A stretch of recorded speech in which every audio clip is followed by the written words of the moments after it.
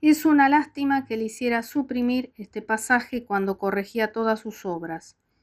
Una confesión tan rara debería pasar a la posteridad y servir para enseñar en qué están fundadas casi todas las guerras.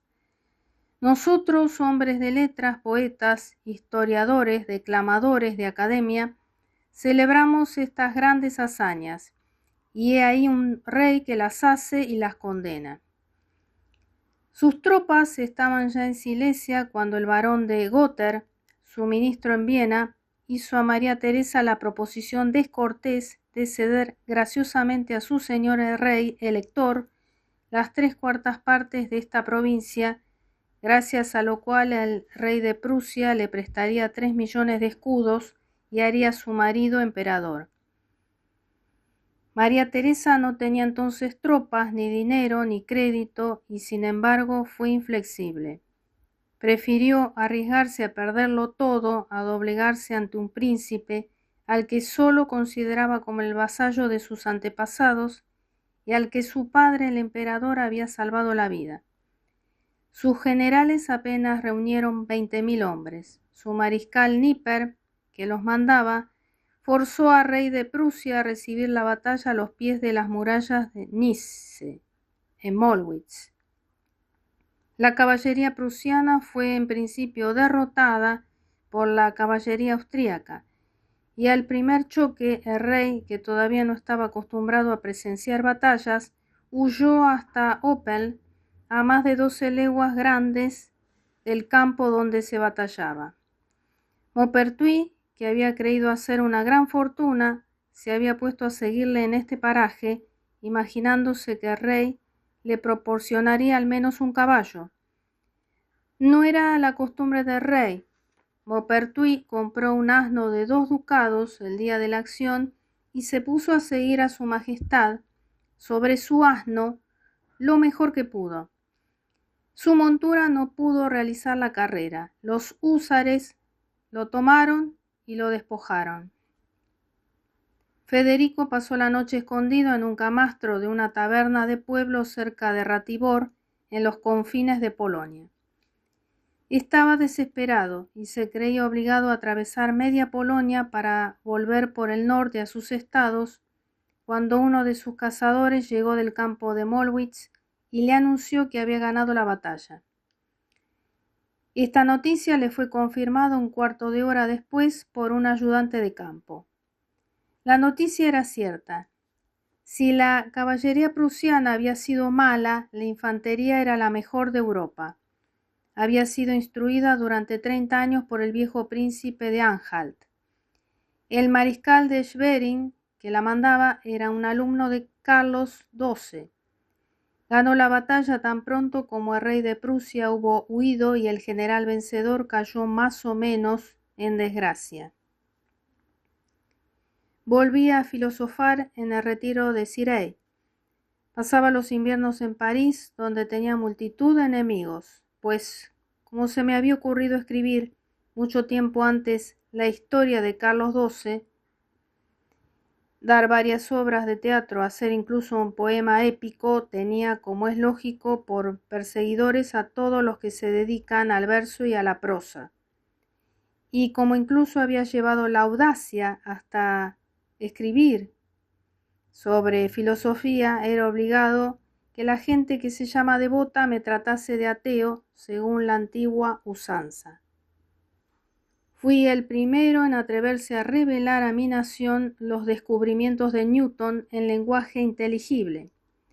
Los prejuicios cartesianos que en Francia habían sucedido a los prejuicios peripatéticos estaban entonces enraizados de tal manera que el canciller Daguesseau consideraba como hombre enemigo de la razón y del Estado a cualquiera que adoptase los descubrimientos hechos en Inglaterra. No quiso nunca dar privilegio para la impresión de los elementos de la filosofía de Newton. Yo era un gran admirador de Locke. Le consideraba como el único metafísico razonable.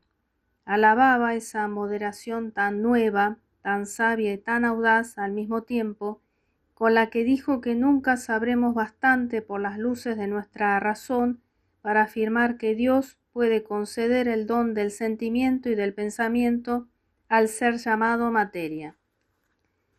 No se puede concebir con qué encarnizamiento e intrepidez ignorante se desencadenaron contra mí por este artículo. El sentimiento de Locke no había hecho nada de ruido anteriormente, porque los doctores leían a Santo Tomás y a Quesnel, y la mayoría de la gente leía novelas. Cuando alabé a Locke, se profirieron gritos contra él y contra mí. La pobre gente que se desbocaba en esta disputa no sabía seguramente ni lo que es la materia, ni lo que es el espíritu. El hecho es que no sabemos nada de nosotros mismos. Tenemos el movimiento, la vida, el sentimiento y el pensamiento sin saber cómo. Los elementos de la materia nos son tan desconocidos como lo demás. Somos ciegos que caminamos y razonamos a tientas. Y Locke ha sido muy sabio confesando que no nos corresponde a nosotros decidir lo que el Todopoderoso no puede hacer. Eso, unido a algún éxito de mis piezas teatrales, atrajo sobre mí una biblioteca inmensa de libelos en los que se probaba que era un mal poeta, ateo e hijo de un campesino. Se imprimió la historia de mi vida en la que se me atribuyó esta noble genealogía. No faltó un alemán que recopiló todos los cuentos de esta especie con los que se rellenaron los libelos que se imprimían contra mí. Se me imputaban aventuras con personas a las que nunca había conocido y con otras que nunca habían existido. Encuentro al escribir esto una carta del señor mariscal de Richelieu que me advertía de la existencia de un gran libelo en el que quedaba probado que su mujer me había dado una bella carroza y alguna otra cosa cuando no tenía mujer. Al principio me divertía coleccionar esas calumnias, pero se multiplicaron hasta el punto de que renuncié a ello. Aquel era todo el fruto que había sacado de mis trabajos. Me consolaba fácilmente ya en el retiro de Cirey, ya en la buena compañía de París. Mientras los excrementos de la literatura me hacían así la guerra, Francia se la hacía la reina de Hungría, y hay que confesar que esta guerra ya no era justa, pues después de haber estipulado, garantizado, jurado solemnemente la pragmática sanción del emperador Carlos VI y la sucesión de María Teresa en la herencia de su padre, después de haber obtenido de la Lorena como precio de esas promesas, no parecía muy conforme al derecho de gentes faltar a semejante compromiso. Arrastraron al cardenal de Florí más allá de estas medidas. No podía decir, como el rey de Prusia, que era la vivacidad de su temperamento lo que le hacía tomar las armas. Ese feliz sacerdote reinaba a la edad de 86 años y llevaba las riendas del Estado con una mano muy débil. Se habían unido al rey de Prusia cuando tomaba Silesia, habían enviado a Alemania 2 ejércitos, mientras que María Teresa no tenía ninguno. Uno de estos ejércitos había penetrado hasta llegar a 5 leguas de Viena, sin encontrar enemigos. Se había dado Bohemia al elector de Baviera, que fue elegido emperador, después de haber sido nombrado lugarteniente general de los ejércitos del rey de Francia. Pero pronto se cometieron todos los errores necesarios para perderlo todo. El rey de Prusia, tras haber madurado su valor y haber ganado batallas durante ese tiempo, hacía la paz con los austríacos. María le dejó, con gran pesar suyo, el condado de Glatz con Silesia.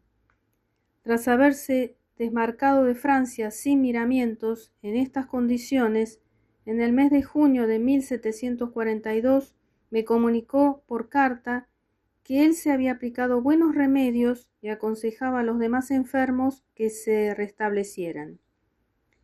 Este príncipe se veía en la cumbre de su poder. Tenía a sus órdenes 130.000 hombres de tropas victoriosas, cuya caballería había formado él.